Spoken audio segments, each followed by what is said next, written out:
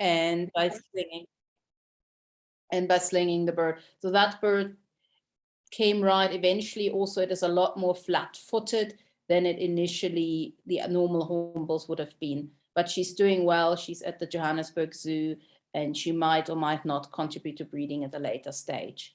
Supplements-wise, we've put the recommendations in, what to use, what not to use, and how much to use.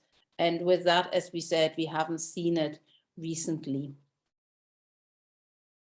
Then going to Newcastle, this is a map we've put out on the publication we've done on Newcastle's disease vaccines.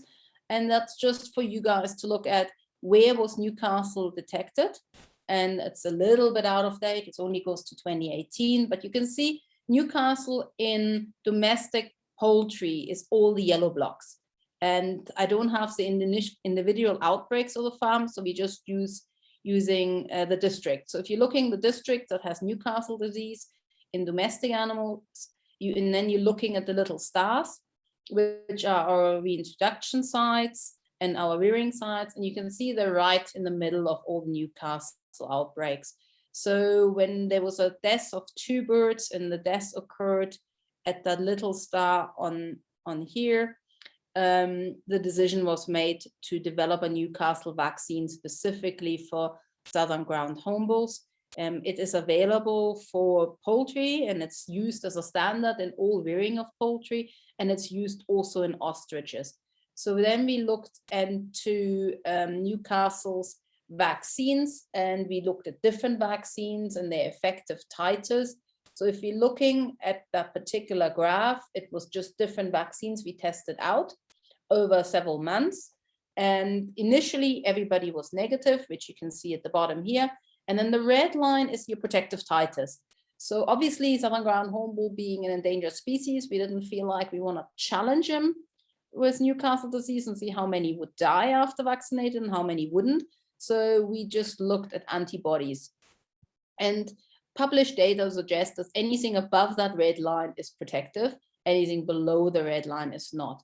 And we started off with an Newcastle vaccine in the eye, followed up by a subcut or IM injection of a Newcastle strain, and then we tested how long it would last. We've now come to that we have an oral Newcastle vaccine that can be used by chicks, putting it in day-old chicks and throwing it to the animals. So that means we can boost immunity even on release groups and birds that are not easily captured.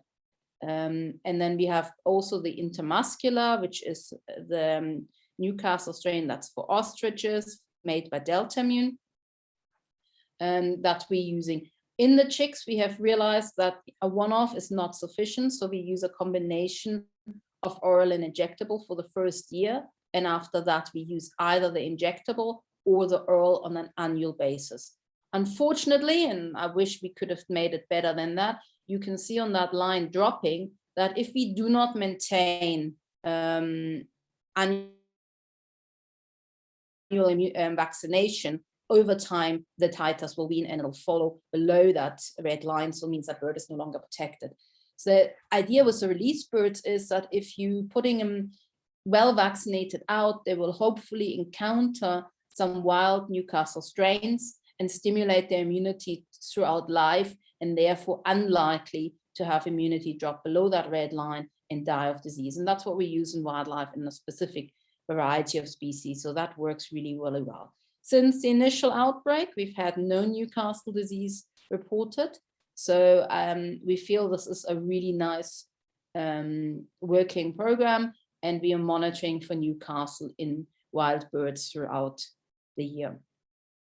Now this is from Natasha, who gave me the sort of database on deaths, and I just looked at it, and that's from 2012 to 2021 in basically both captive and wild, putting them together, looking in where does death occur.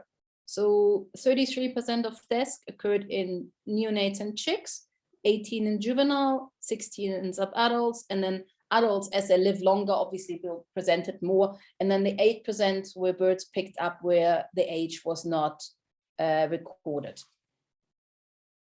Now, if we're looking at this chart, which is 2015 to 2021, that is the last 6 years, you can see that chicks have decreased from 33% to 13% of deaths. And that is a direct indication of the excellent hand-rearing protocols, as well as improved collection methods of the chicks in the field. So the chicks do not come in dehydrated, do not come in compromised, and have therefore a much better start in life and are less likely to die of dehydration, kidney failure, in impaction. And then the remainder stayed relatively the same.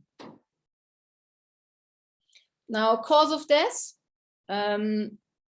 over the years, obviously we had that one Newcastle disease, but we also had lead and other poisoning, either secondary or primary, makes a huge amount out here. We have some trauma, and I will discuss some trauma that we've seen later, and it's increased a little bit. Non-conspecific aggression, that 9%, and I will come back to that one as well. And hand-rearing related problems being that 31% in blue.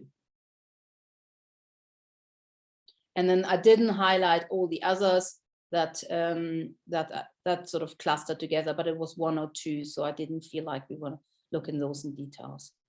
So we had some birds, and these were adults that came, females from Bergwolf in the Berg area, that came in with severe trauma, basically the wing ripped off or lacerated, and that had been directly linked by Lucy to high winds in the Berg and the bird being blown into fence line. So they were unable to sort of fly properly and they flew into the fence line. So that was the first report.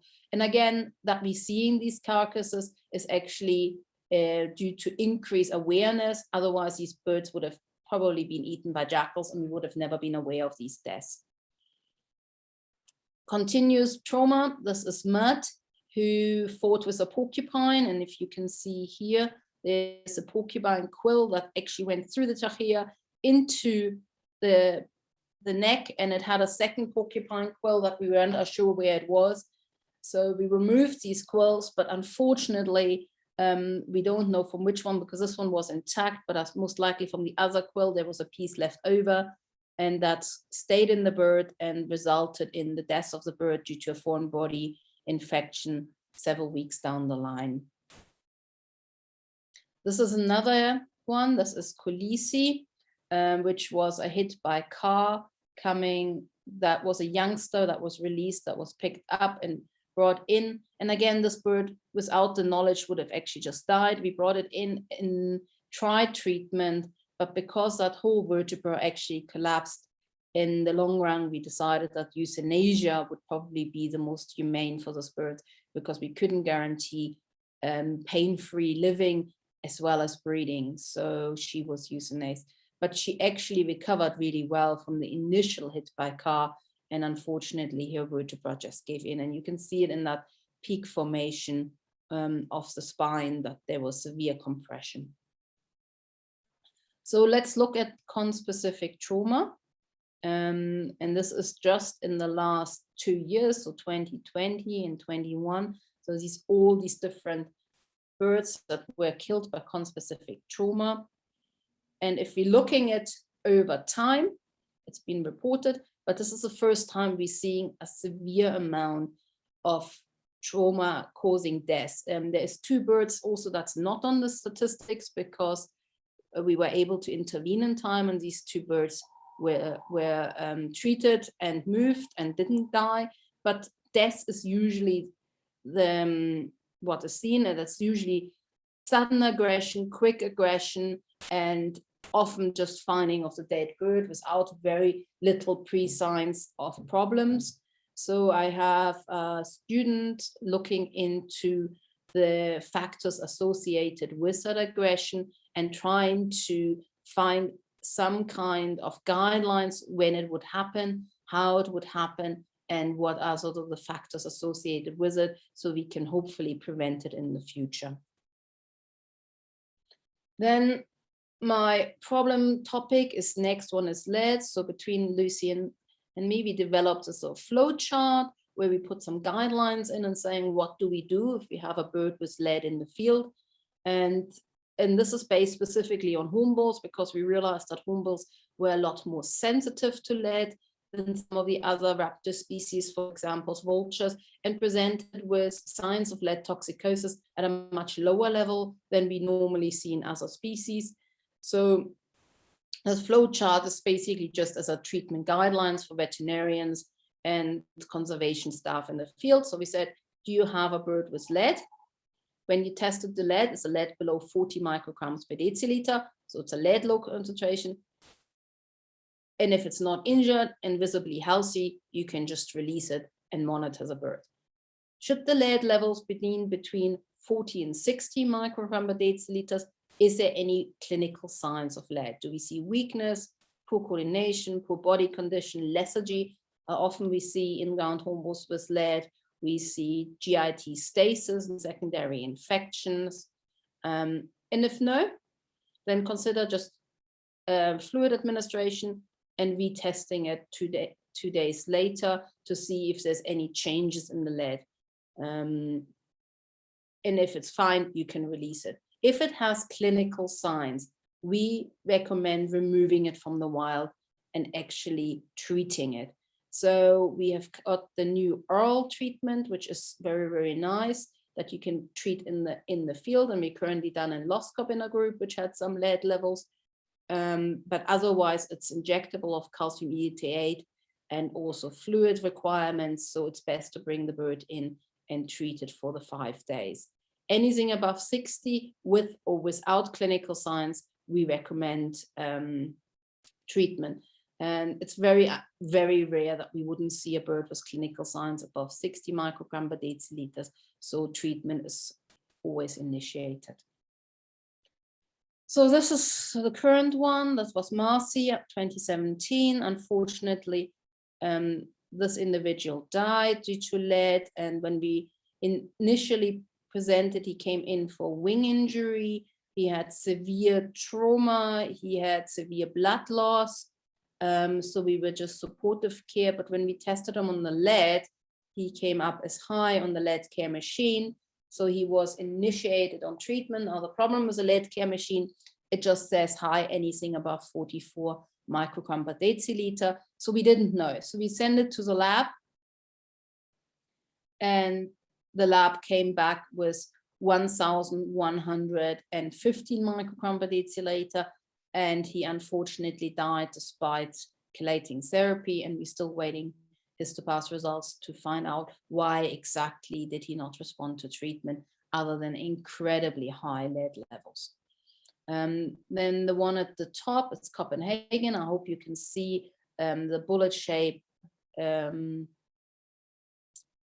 bullet shape in his gizzard. He also came in acutely lead poison and didn't make it till he got treated. He died beforehand, and it was a bullet he picked up in the enclosure and ate. And that we didn't have a lead level in the blood because unfortunately we didn't have the correct blood to send away.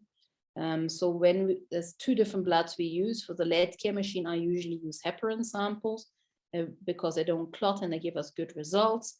But when we send it away for AMPAS, their machine is only calibrated for EDTA, which is a purple top. So therefore we need a different sample to send away, and it needs to be a fresh sample. And EDTA often clots with southern ground hornbill, so it's a bit of a problematic sample. But we didn't have it for Copenhagen, so we don't know the lead value in the blood, but in the tissue, both liver and kidney, it was 12 parts per million.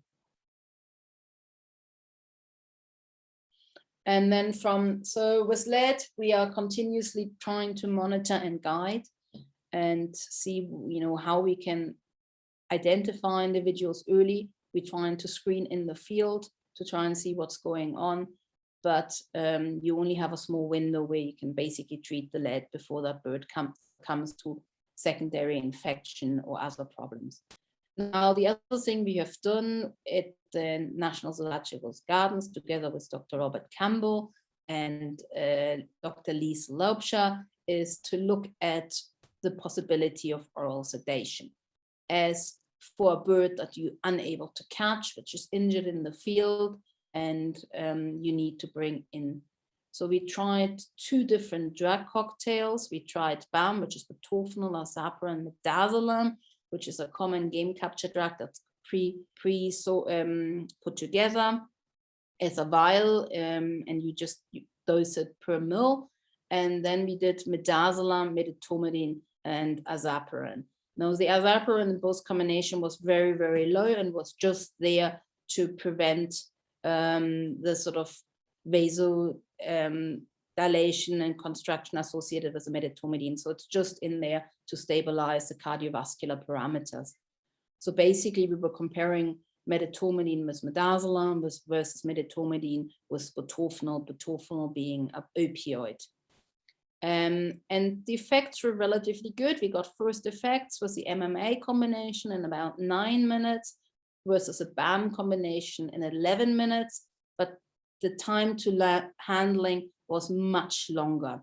So it took about 34 minutes with the MMA versus 30 minutes with the BAM combination before we could handle the bird. So the bird was, even though it was affected and would just sort of sit there with a drooped wing, as you can see on the left-hand side, if you would approach it too early, it would still able to get away. So we had to wait about 30 minutes before we could successfully pick the bird up. And the birds then looked like on the right-hand side, so you could gently go up and deal with it. They weren't deep enough to really do any invasive surgical things. So they were just enough to pick up, take a blood sample, evaluate, and then let go again.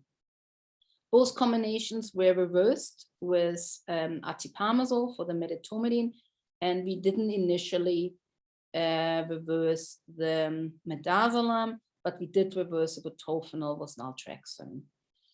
And the birds looked excellent after reversal of the medetomidine and the butorphanol, and we're back to normal within about 10-15 minutes. Looked great that evening. Unfortunately, after 12 hours, they've started to resedate, especially on the MMA combination, to the effect that in the morning they actually looked like this. And that was directly linked to the midazolam. So we then give flumesitrol and the bird recovered, but that causes a problem in the field, that there is a very high likelihood of resedation. And we even had some mild resedation in the BAM combination. So if you catch a bird with this thing, my recommendation currently would be not to release it within 24 hours due to that risk of resedation. We're working on it. This was a pilot trial, so we're trying to sort of come up with a better option. But yeah, that's the current recommendation. But at the dosage of 0.14 mL per kg orally in a mouse, we could handle a hornbill and we could capture a hornbill and we could work with it. So it is a possibility. Also, that resedation has to be carefully monitored. So the other things we've done is put some guidelines together on basically how to look after ground hornbills, what is their medical needs, what is their unique features, because there's not many people that deal with them on a day-to-day basis. And we're hoping to publish that in the Fowler's Zoo and Wild Animal Medicine in the new volume, which is a 10th edition, which was supposed to come out this year, but due to COVID and delays and so on, will probably only be published next year. And this is some of the images we've put in from the CT machine, looking at cross-sectionals, giving indications of problems in hornbills and where to look and how organ structure looks. And with that, I am open to questions. Thank you, Katja. We probably have time for one question. Does anyone have a burning question? If not, if you could just drop any other questions into the chat box.